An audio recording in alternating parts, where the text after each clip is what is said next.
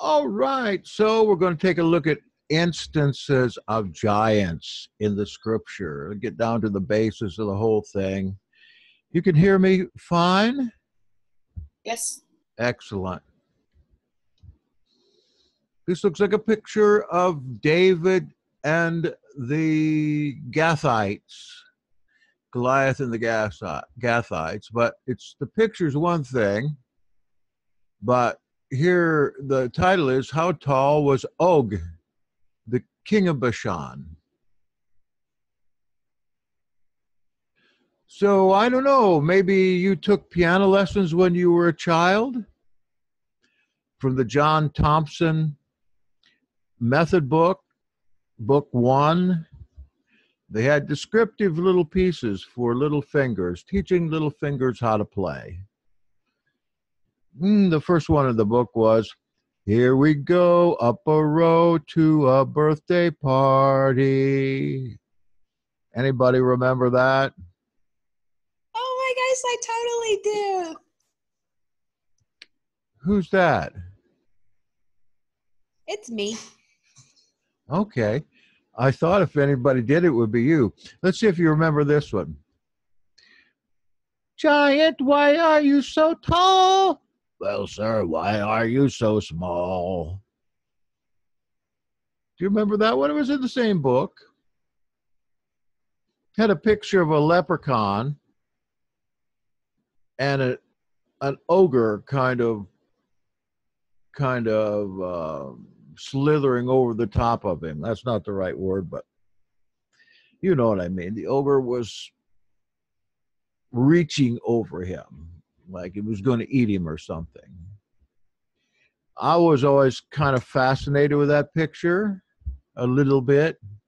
It was scary. Then I found out later in life that there's a lot of ogres that are spying you out when maybe you ought to be spying them out. I'm going to go to Numbers chapter 13. I've heard a lot about giants in Israel, that is bones. I never really seen, where is that text? I've never really seen, hold on a sec. I've never really seen any giant bones that I thought might be real. But they say that there are more giant bones in Israel than any place else in the world. Have you ever seen a picture of giant bones that wasn't fake?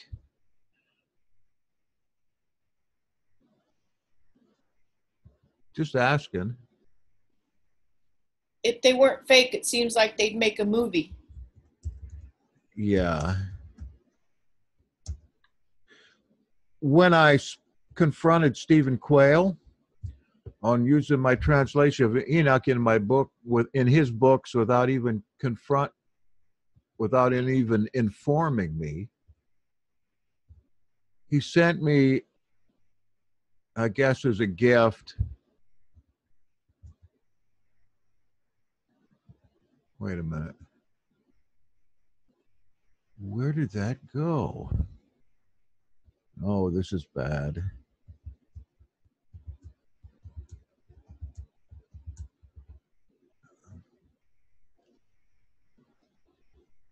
What can I do with this thing? There we go. Can you see the ogres again? Yes. He sent me several books and DVDs about giants and ogres and where they were, and where they are today and everything. I haven't read them yet. I'm going to get into them sometime. They're great big books. Cool DVDs. I did some study on this 20, 30 years ago. And I was a little fascinated, like with the picture in the John Thompson book with Numbers 13. Because there are some things revealed there that to me were at the time pretty interesting. And I started thinking I'd write a book about giants. And then I found out there was about 10 million books about giants, especially giants in the world today. I mean, literal Rephidim in the world.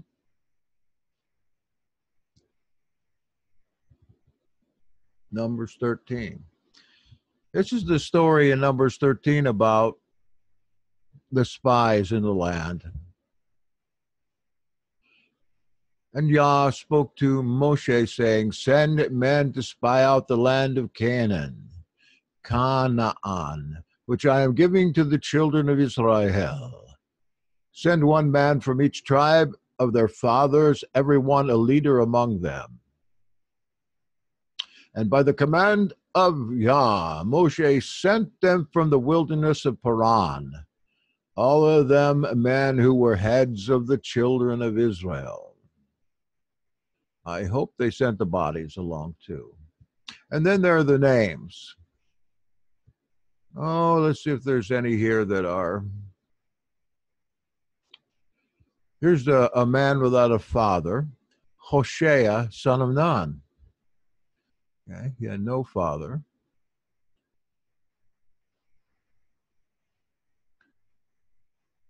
Gamali, Mikael.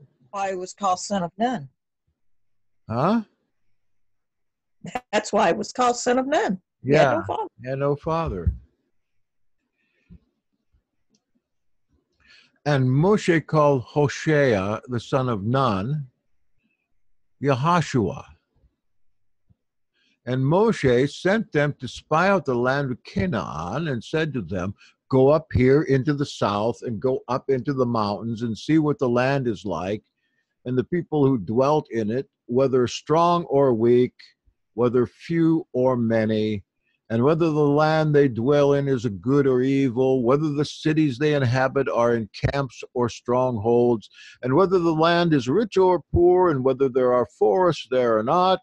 And you shall be strong and bring some of the fruit of the land. Now the time was the season of the first fruits of grapes. So they went out and spied up the land from the wilderness of Sin as far as Rehob, near the entrance of Hamath. And they went up through the south and came to Hebron and Achiman, Sheshai, and Talmai, the descendants of Anak, were there. Now Hebron had been built 7 years before Zoan in Mitzrayim. So this, the wilderness of Sin is all, again, over there by where they crossed from Egypt, Sin or Sinai, and then they came into Paran, which is primarily on the eastern side of the Jordan River, opposite of Jerusalem, or a little north of Jerusalem, about the same place where John the Baptist baptized there, in a place called Beth Abara. And there was their crossing point. And if I remember right, Moshe brought them there once before, and they didn't measure up, and so they went back into the wilderness for more years, like 40 years. I don't know. So this is their second shot of this. And they came to the Wadi Eshcol and cut down from there a branch with one cluster of grapes. And they bore it between two of them on a pole, also of the pomegranates and of the figs. Now, this particular figure is mentioned much later on in the Gospel of the Nazarenes. Speaking of, in that land, there will be one grape will make 1,000 gallons of wine. One tomato will make 1,000 gallons of tomato juice. So here we are used to seeing the little figure of two of these fellows that came as spies with the pole between them and a huge huge cluster of grapes there on the pole at the Wadi Eskol. A wadi is a swamp, kind of a swampy land or dried up swamp. And they returned from spying out the land after 40 days. 40 days signifies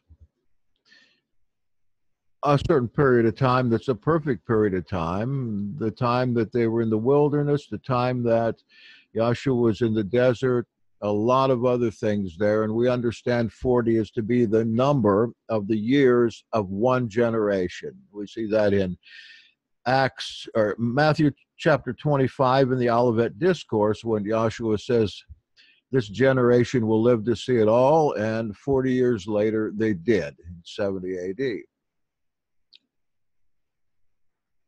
And they went and came to Moshe and Aharon and all the congregation of the children of Israel in the wilderness of Paran at Kadesh. I tried to find a map of this, and there were several, but they were so small they weren't worth looking at because you just couldn't see them. They're so small. And they brought back word to them and to all the congregation and showed them the fruit of the land. And they reported to him and said, we went to the land where you sent us, and truly it flows with milk and honey, and this is its fruit. But the people who dwell in the land are strong, and the cities were walled, very great, and we saw the descendants of Anak there. Now, Anak, if I remember right, the Anakim, from their language, meant long-neckers or stranglers. So this might be a person's name, or it might be a title, the Stranglers. And some place later, maybe in this chapter, but I don't think so, it talks about this is a land, aka a people, that devours themselves. So we're thinking that maybe these Anakim were man-eaters or cannibals. Certainly they would devour their enemies. Anybody dressed like they were in that picture probably would. And then the Amalekites dwell in the land of the south, while the Hittites and the Jebusites and the Amorites dwell in the mountains. And the Canaanites dwell by the sea and along the banks of the Yarden. And Caleb silenced the people before Moshe and said, let's go up at once and take possession, for we are certainly able to overcome it. But the men who had gone up with him said, we are not able to go up against the people, for they are stronger than we. And they gave the children of Israel an evil report of the land which they had spied out, saying, here's the verse. The land through which we have gone as spies is a land eating up its inhabitants. And all the people whom we saw in it are men of great size. And we saw there the Nephilim. Here, where we find Anak, we're finding that they were descendants of the Nephilim, that is, the fallen ones, sons of Anak, of the Nephilim. This would make them like Gibborim, that is to say, the men of renown spoken of in Genesis 6:6. Gibborim actually means tyrants. And Genesis calls these type of people tyrants. And we were like grasshoppers in our eyes, in our own eyes, and so we were in their eyes. So they were seen there. What happened to these sons of Anak, or these Rephadim, giants? Were not they destroyed in the flood?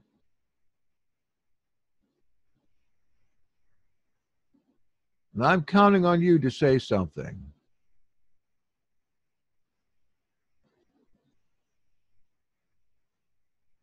Isn't that why the flood was sent over all the world to destroy these things?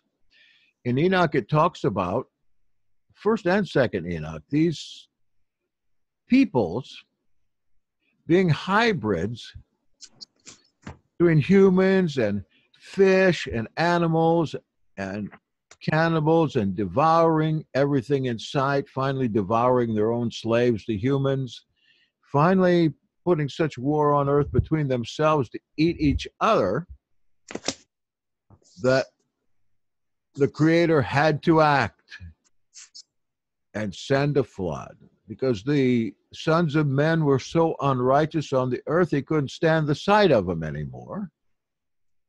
And these Nephilim and Gibborim especially had taught human beings how to use different forms of technology in order to have human beings as better slaves. Okay, somebody's mic went on. Well, go ahead. Not everybody at the same time.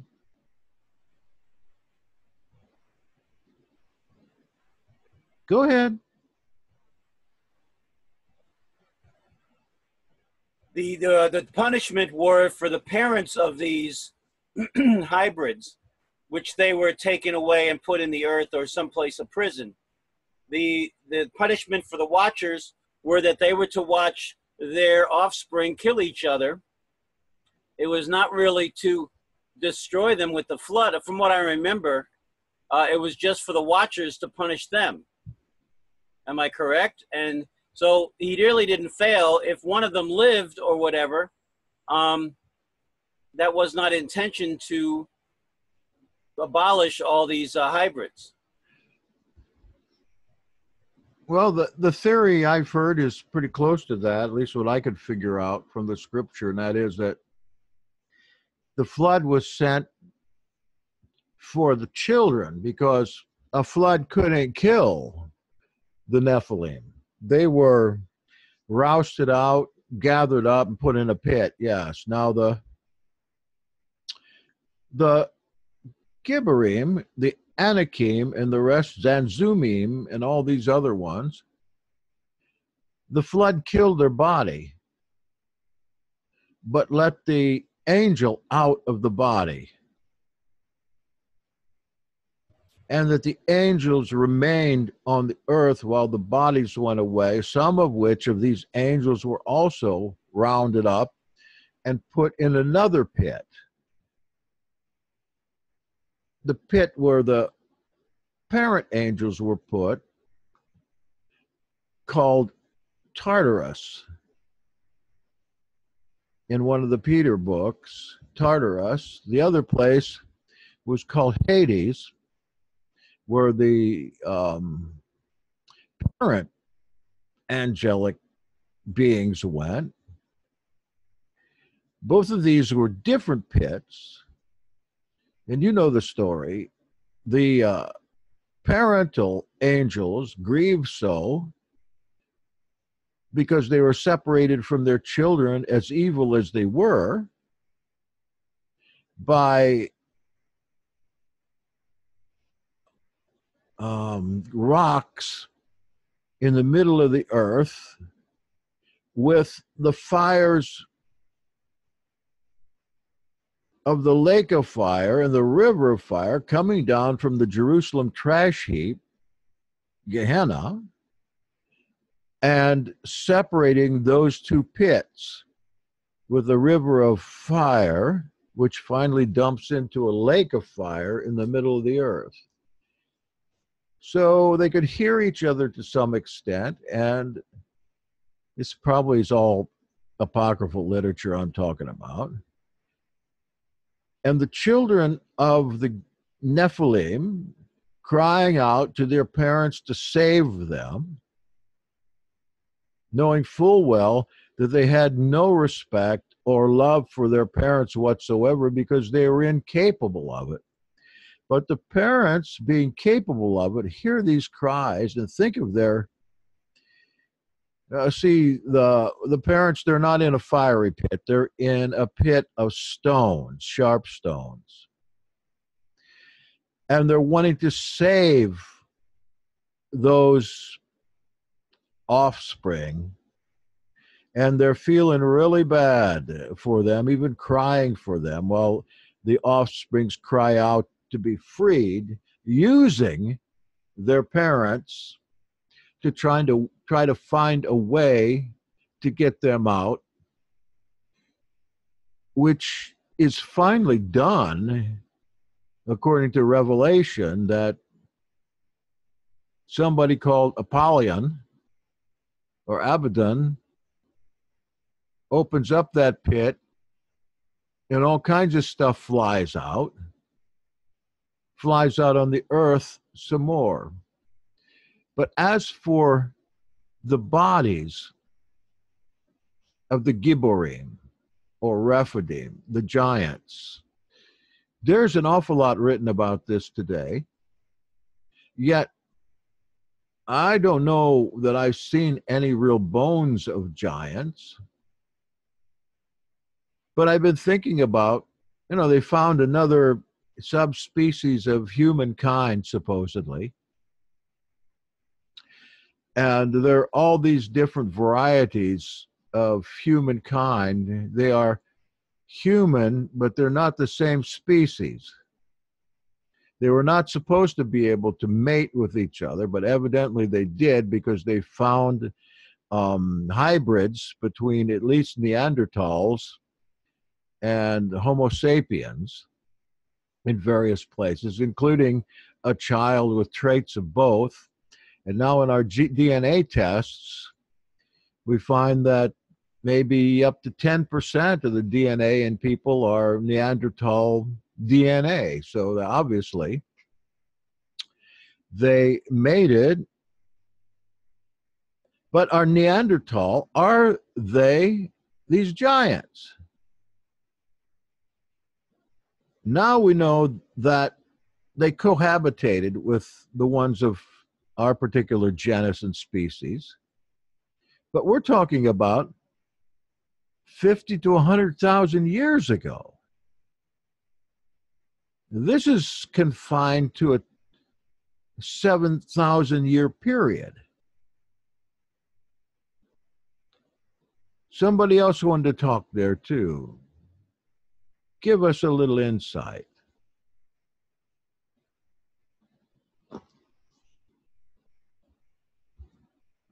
Oh, you gave up, huh?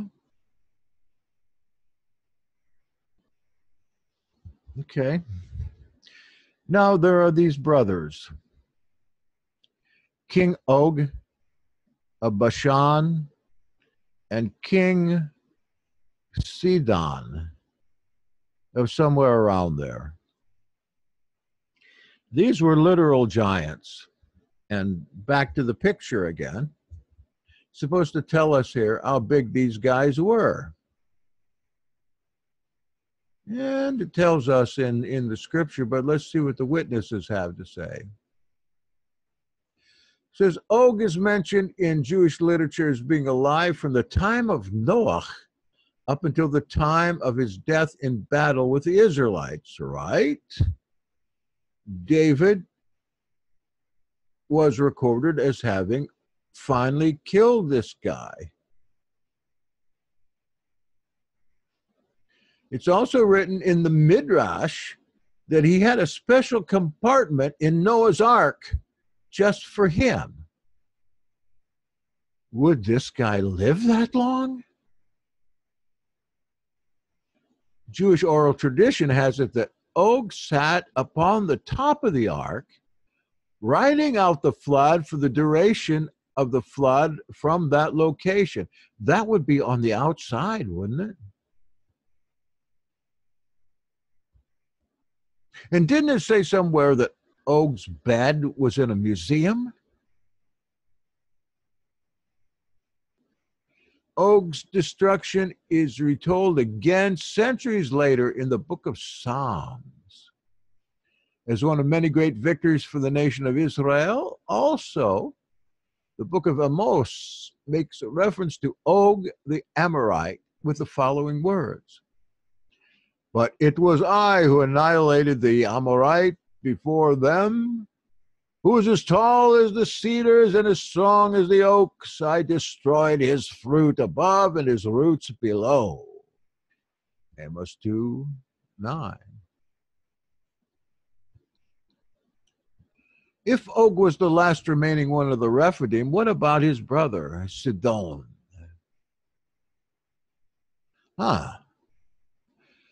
If the giant king's bedstead was built in proportion to his size, as most beds are, he may have been between 9 and 13 feet in height. However, later rabbinic literature has it that the length of his bedstead was measured with the cubits of Og himself.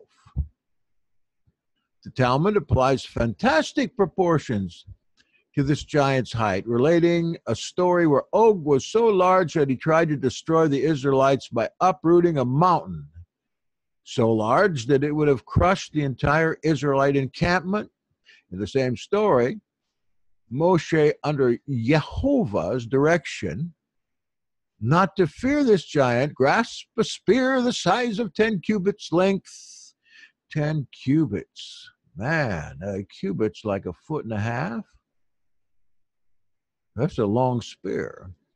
And by jumping a similar vertical distance, managed to stab Og in his ankle. That sounds to me like Achilles' heel.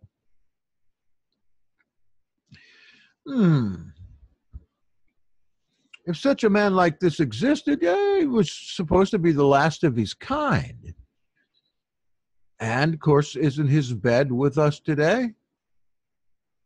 But some scholars believe that his bed was his sarcophagus, and it was made not of iron, but of iron stone, measuring 13.5 feet long and 6 feet wide.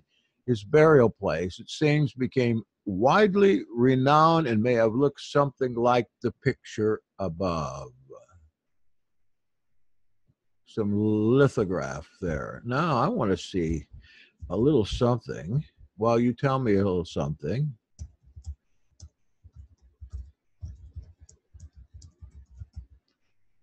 What are you going to tell me? Oh, Sultan Kosen. Let's look to him. The tallest man ever lives on in the history books in the Guinness World Records archives, an enduring record that perhaps will never be beaten. For our 60th anniversary, we look back over the years at the tallest people, from Robert Wadlow to Sultan Kosen, who currently stands 8 foot, 2.8 inches tall. You want to see some pictures? Let's take a look. Stop share. We'll share again. Oh my, oh my. Look at this one.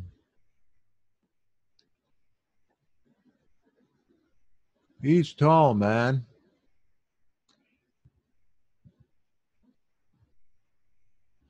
And the other ones, oh, giant, why are you so tall? Well, sir, why are you so small? Well, he's a Herzegovinian man. I don't know who he is. I don't know if he's Sultan anymore. This looks too young for him. Oh, tallest man in the world. Let's see. Looks like he's using a cane. Oh, they have terrible bone problems. Yeah, those tall guys use canes. So the genetic makeup must have been corrupted, since that person, I doubt, could haul, 500-pound spear or shield or do anything running in battle if they need a spear, if they need a cane like that. So That's why, yeah, exactly. Down. Is 8 feet tall that tall? I knew a guy that was a little over 7 feet tall. His name was Mr. Kidd. He was real tall, but spindly. I believe these folks have some genetic disease that causes their limbs to be really, well, they have to walk with canes, really brittle. His growth is a result of a tumor which affected his petard gland. He must use crutches to walk. Born in 82. My son's tall. If he's mine, taller than anybody in our family. He's had all kinds of bone problems. And Marcial's son is very tall. I don't know if he's had, how tall is he, Marcial? About 7'8"? No, he's 6'5". 6'5", and how old is he? 18? 21, almost 22. No, that kid can't be 22. He's tall, but proportionate too. No problem there. All right. So that's the tallest man in the world. Why don't we see more than those? If the Nephilim and the Neanderthal are the same thing, Neanderthals were not tall. They're called Neanderthals because that's the name of the guy that discovered them. Neanderthal means man. Neander man. I'm running out of stuff here. Okay, Marcial has one. Let's see. If you live in the West Palm Beach area and you are tired of settling, Oh, come on, give me a break.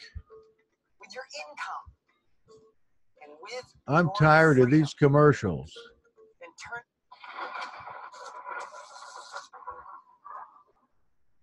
In the Golan, it says. Heard of a man known as Og? Og. References to Og appear in the Phoenician inscriptions from Byblos within the much older Canaanite Ugaritic texts within Midian on the northwest Arab Peninsula, in Deuteronomy, in the Book of Numbers, and in Joshua, mentioned in many religious and non-religious texts, king of Bashan, It's only 2 minutes long. which is now the Golan Heights. Who was this Og? Well, it turns out Og was a giant, a rather special giant. He was, in fact, the last of his kind. The Book of Numbers states that he died during the Battle of Edrei. Deuteronomy chapter 3, verse 11, declares that his bedstead, translated in some texts as sarcophagus, was made of iron and was 9 cubits in length and 4 cubits in width, about 13.5 feet by 6 feet. It goes on to say that at the royal city of the Ammonites, his giant bedstead could still be seen as a novelty at the time the texts were written.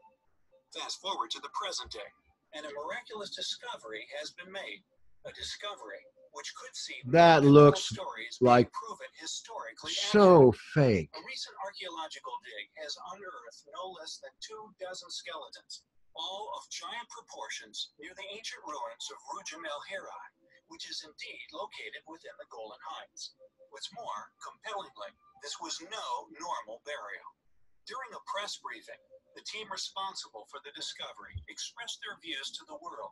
Quote, "The site of Rujem El Hirai has been extensively searched for decades already, but our team noticed a mound nearby, which we thought was of major interest.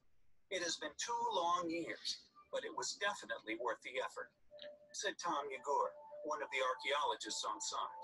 One of the giants was covered in an exquisitely crafted suit of copper armor. One of their copper swords was also as hard as steel and made in a fashion unknown to modern man. Could this really be the final resting place of the last of the giants?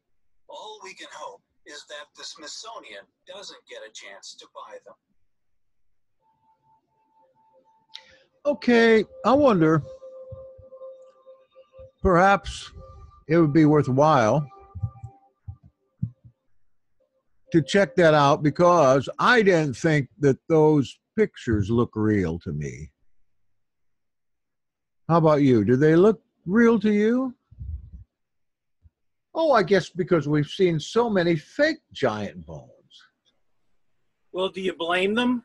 Those archaeological digs are very expensive, the manpower.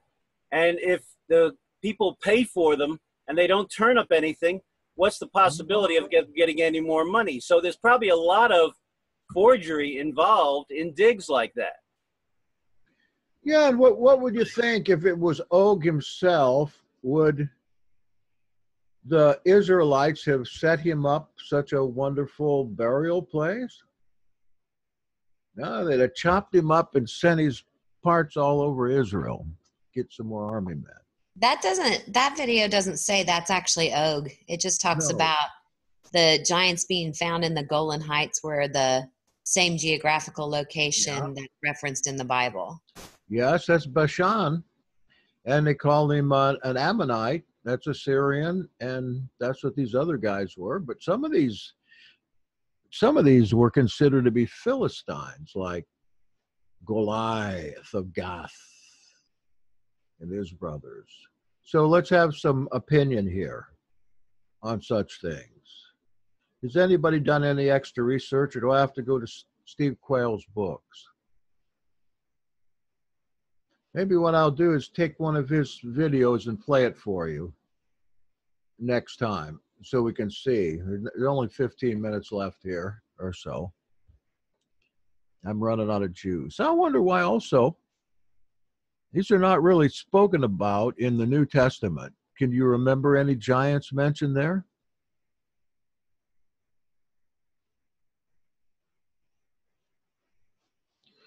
Well, I understand one thing. Going to the Philippines, I was very tall there. I'm not tall at all here. I'm short. But it has something to do with the gene pool. I wonder if there were short demon-possessed people. Now, what about today? We've got all these theories about reptilians running around. I don't have much of a trouble to believe that because of the theory of trying to think of the name of it, but it's where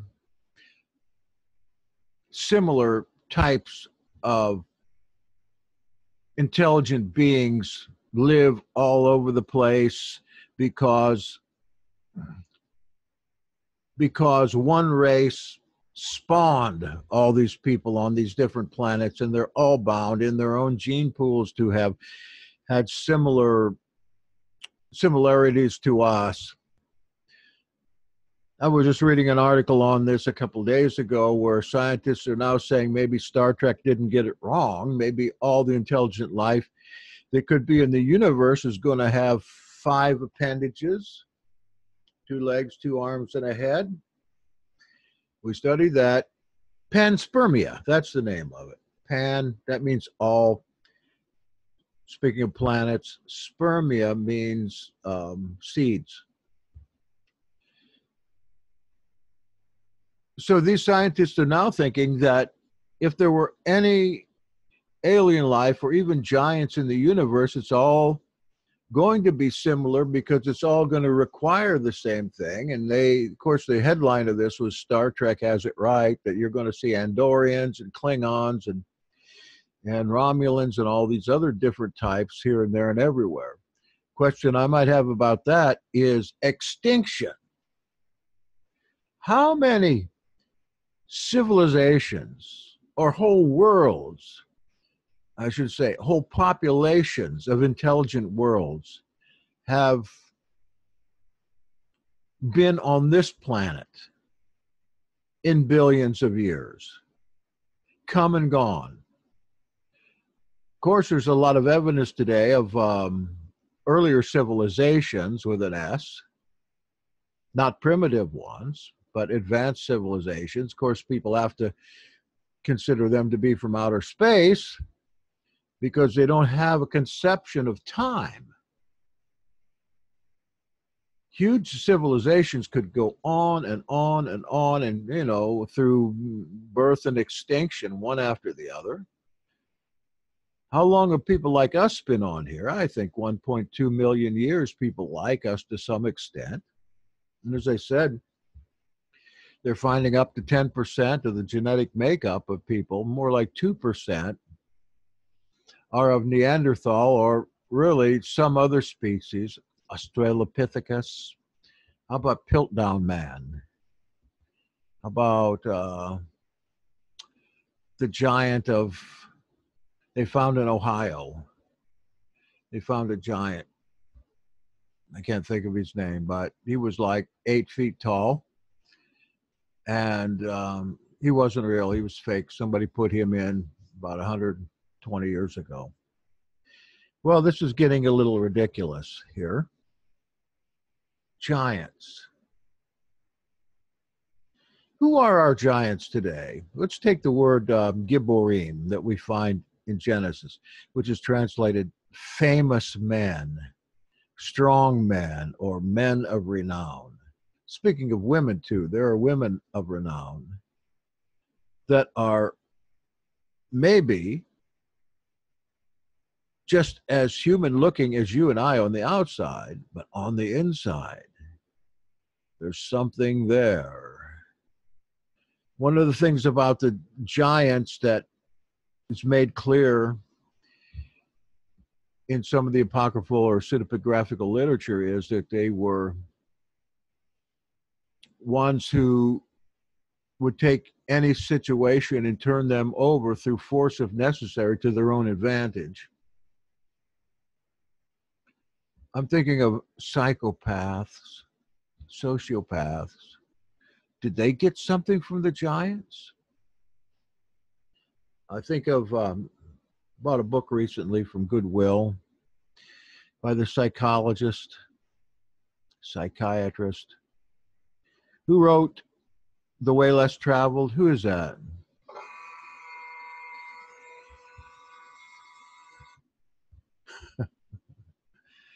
That was the little notice to myself that pops up with an alarm. Peck, Scott Peck? Yeah. Oh, I'm thinking politicians, definitely. After this last escapade with this Supreme Court nomination, I've watched this all my life. I've never seen anything like it. It's diabolical. And to see the faces of some of those people that are ganging on, I mean, they're absolutely diabolical. It's though they're not human faces. This is one of the characteristics of the giants that, assuming they existed, that came into the lore of Israel as beings that were mixed up in species, that had the capability of flying or had the capability of screwing up their faces so much that they were recognized as other people, like in the Nazarene Acts. Or Scott Peck talks about people that he wouldn't discuss much about. He said, I'll let this much go, that in the midst of exorcisms, their faces became so distorted as to look so evil, a term he did not like to use, and so distorted as though he'd never seen a human being able to contort in such a ways before. I've always placed some kind of mental comparison between these giants and the demon-possessed, because what we've been told is that the spirits of the Rephadim, are the demons of today. And that these fallen ones are always falling, but they can't necessarily take new bodies anymore, but they can get in bodies, like people that have sold out. Yeah, I'm thinking of some right now. So we're really told by Yahshua, who saw Satan fall from heaven, that people are infused with wills and ways that are so adverse to what we believe, teach, and live, that they are driven to madness, murderous madness. I see this in politicians. I don't know how they're defeated. I guess what it took in this last year was for bigger monsters to eat the smaller. I see a feeding frenzy. It's been rumored that, Lee, how many arrests are coming up of Gibborim? 56,000 indictments. That's just in this country. You know any of the names of those that are supposedly to be indicted? Well, we know of the big ones. You know, the main players in the Democratic Party. Come on, name a few. Name a few off. Come on, over internet like this? Why not? Well, we know that the main players in the Democratic Party who've committed treason, Clinton, Obama. Hillary Clinton? Yeah. She's a good Methodist. She couldn't be just skin and bones with a big fat demon inside. Pope Francis. You wanted me to name names, so don't act surprised when you hear them. A pope? How about John Hagee? I haven't seen the list personally, so I couldn't say for sure. Maybe we should get Steve on here. Maybe so. Okay, what do you think, Allison? Since you popped in with a comment, and we got 5 minutes left. I don't know. I think it's probably safe to say anything you want because it's already been a story on Facebook. Yeah, it's every place. Yeah. But yeah, I agree. A lot of this last go around with the Judge Kavanaugh was, I had to watch a lot of that since I'm here with my mom, and she was interested in it, and the faces were just distorted. I mean, they caught him like, and I know they're using a decent camera, so they're getting them just right, and they're picking the most effective photo, of course. But to see people's expressions like that, it's very unusual. It was scary. I saw the senator out there in San Francisco. I can't think of her name. She's the one that brought this allegation right at the end against this guy. Yeah. I saw Feinstein? Bert Feinstein that just looked like it had to have been taken in the pit of hell. Yeah. Honest to goodness. I looked at that picture, and it came up on TV, of course, at one time, and I've been looking for it again, but it's like an inhuman face, just like what Scott Peck's saying has come to pass. So these are the things that the scripture tells us that we're fighting against. I think it goes right back to these giants. Go ahead. Were you done? All right. Well, I'm wondering about the indictments of these Rephidim. That means they were going to be arrested eventually, right? And what I've heard is that they're going to be isolated in a pit. I'm talking about Cuba. Lee, what's that place in Cuba you like so much? Guantanamo. the Arab paradise. Didn't you say that off the cuff that they're getting that ready for something? That is the rumor. They're training more guards to go down there for getting, as it was called, getting ready for high level internment or something. Oh, High level customers. High level customers. So, like they're High putting in, profile. they're putting in hot spas and everything like that. Tennis courts is already there. Well, you know, that would be a good place for such high class clients because they've already got internet. Well, it's not just a prison. It is a naval base. Now, I didn't see the prison when I was there in the 70s. I just saw the naval base.